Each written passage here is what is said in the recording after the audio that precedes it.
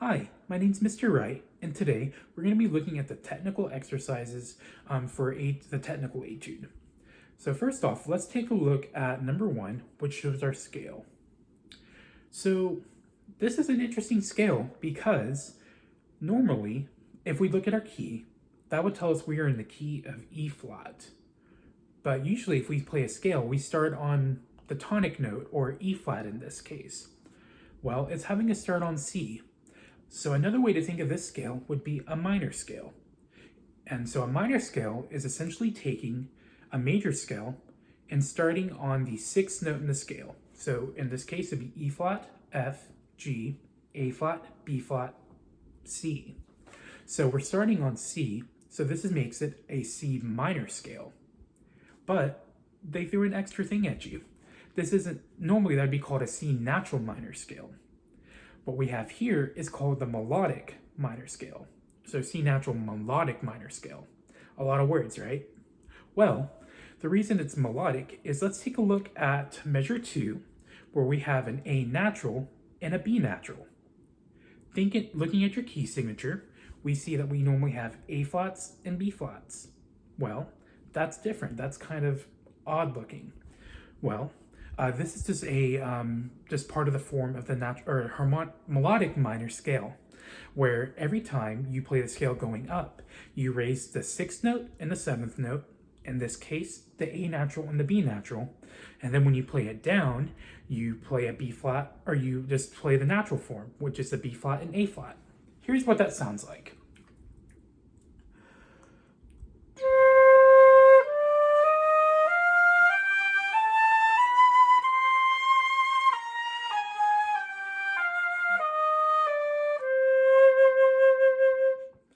So this is a really good exercise because it really focuses on really changing in between these notes in your scale and really thinking and being cognitively aware of these different notes.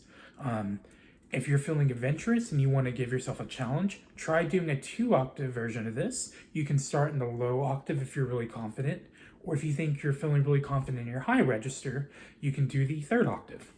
I'm going to do all 3.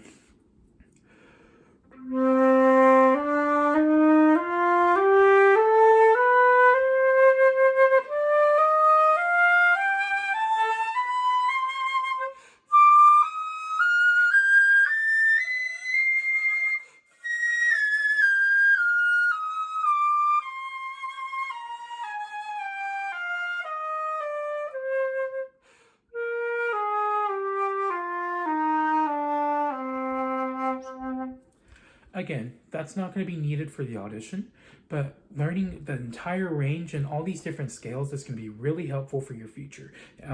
The more advanced you are in your scales, the more music you can learn and the more fun it is.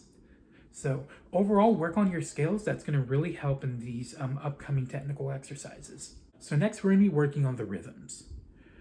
Pay special attention to measures 15 and 16, where we have the dotted 8th, 16th note. We want to make sure that we're not late or early on these, otherwise it really distorts the rhythm. So let's give this a try. So 1, 2, ready, go. 1 and 2 and 3 and 4 and 1 ta ta ta 2 ta 3 and 4. 1 ta ta ta 2 ta 3 ta 4 ta 1 ta ta ta 2 ta 3 and 1 ta ta ta 2 ta 3 ta ta 4.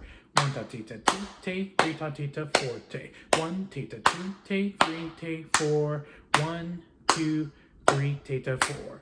1 ta ta 2 ta 3 ta ta 4. 1 ta ta 2 ta 3 ta ta 4 ta ta. 1 ta ta 2 ta 3 ta 4. 1 ta ta 2 ta 3 ta 4 ta. 1 ta ta 2 ta 3 ta 4. 1 ta 2 ta 3 ta 4. 1 ta 2 ta 3 ta 4 ta ta. 1 ta ta 2 ta 3 ta 4 ta. Overall, really good job. So focus on making sure you can be really comfortable with this. It's going to help so much when you work on the etude. Next, let's take a look at the patterns. The patterns are going to be the figures that you're going to see most commonly in this technical etude. So making sure you're confident on these is going to be one of the best things you can do for yourself. First, let's take a look at 18, and I guess 18 part 2 is how I would call this. These two measures are kind of it's almost a scale, but it's going to be really helpful in making sure you're confident and really comfortable in the upper register with these.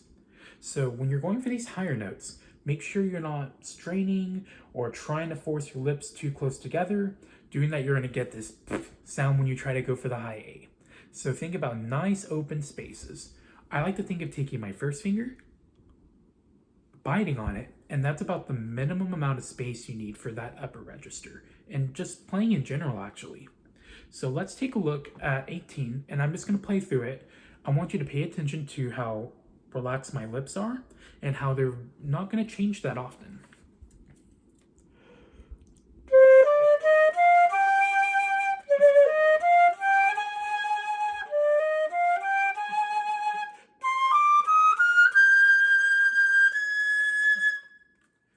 So I added one more note at the end of that phrase, the high A flat, which is seen in the technical etude. I added that A flat in just to make sure you're practicing that and getting comfortable up there. It's a lot easier to go from G to A flat versus trying to go from a lower note out of nowhere and jump up that interval. So focus on practicing it scale-wise, and that's going to make it so much easier. Next, again, very little movement in the lips. It's all about letting the ear do the work and just letting it follow the shape of the runs up. That's going to make this a lot easier, and it's going to make your upper register not sound as shrill. Next, let's keep going, looking at 19 and 19 part 2. Here we have a lot of figures that are notes right beside each other and going back and forth. Almost this would be a trill if it were way faster. But we're not going to need to use a trill fingering for that. It's going to need to just be the CD fingering. This particular combination is a lot harder to make line up in your fingers just because of the large amount of movement happening. So if you're trying to do the CD fingering and your flute is kind of wobbly and not stable, make sure your points of contact are nice and steady. Your points of contact, there are 3 of them, and they are your chin, your left finger when it touches your flute, and then your right thumb. For example, here it needs to be this firm, but not too much. Otherwise, your bottom lip can't really do too much. Your left hand should just go nice and steady against the barrel of the flute. Your left hand is going to dictate if your flute rolls left or right, essentially. So, by keeping a good steady contact here, you're not going to have to worry about it doing that. For example, if you can do this pretty easily without dropping your flute, you're doing a good job. Finally, your thumb is where it's going to just keep everything nice and elevated. I always think of a C, or if you're grabbing a hamburger, essentially that's just going to be the perfect fingering and holding for your flute. It's also going to open up your right hand to move. So if you have all those points right, it's going to be a lot easier to move these fingers. Next, let's take a look at our other one. We have a D flat, E flat. This one I think is a little bit harder just because you have your pinky and then everything again. But I feel like you're a little bit more stable since your pinky's helping keep things down. So make sure your first finger is not down for the E flat and the staff.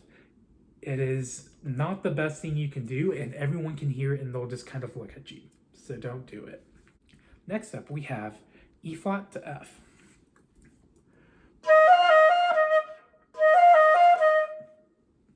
Make sure your first finger is up for the E flat, but down for the F. Think about your 1 in your left hand and your 2 and 3 in your right hand. They're always switching places. You want to make sure you do your best to line that up. Otherwise, you're going to kind of get some phasing issues and a note won't speak. Or it's going to sound very awkward if it does. Next, we have our upper octave CD, and this one is not too bad. Just make sure your thumb is off for the C, and then 2 and 3 and thumb are back down for the D. And doing that's going to make it a lot easier to get good sounds.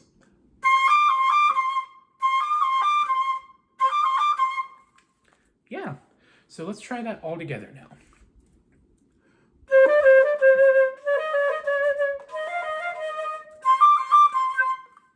Very nice.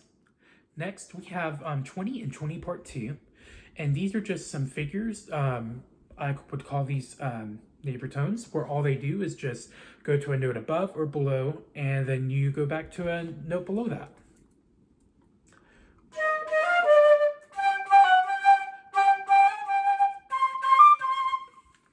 So I think this one is not as bad as the others.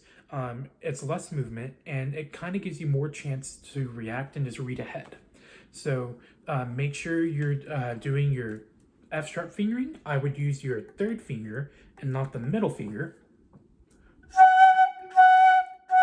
They sound the same, but overall, I think you're going to be more prepared if you're using your third finger F sharp for the upcoming notes. Finally, let's do 21 and the last part of part 2 for that. So these are some nice little scalar leads up and then a jump down and then back up essentially, or kind of a descending staircase at some points. I would focus on making sure your fingers are nice and light. If you're having trouble keeping the fingers steady, slow it down and really think about how the fingers are moving from one to the other.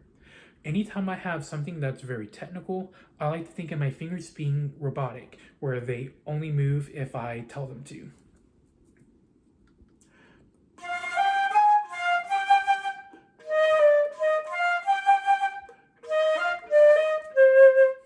So at full speed, that would be.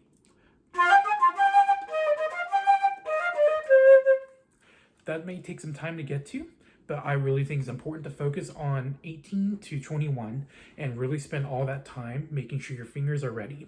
Doing that's going to make, when you work more on the etude, so much easier. So that's about all I have for the technical exercises. If you have any questions, feel free to let me know. You can send me an email or feel free to look me up with my website.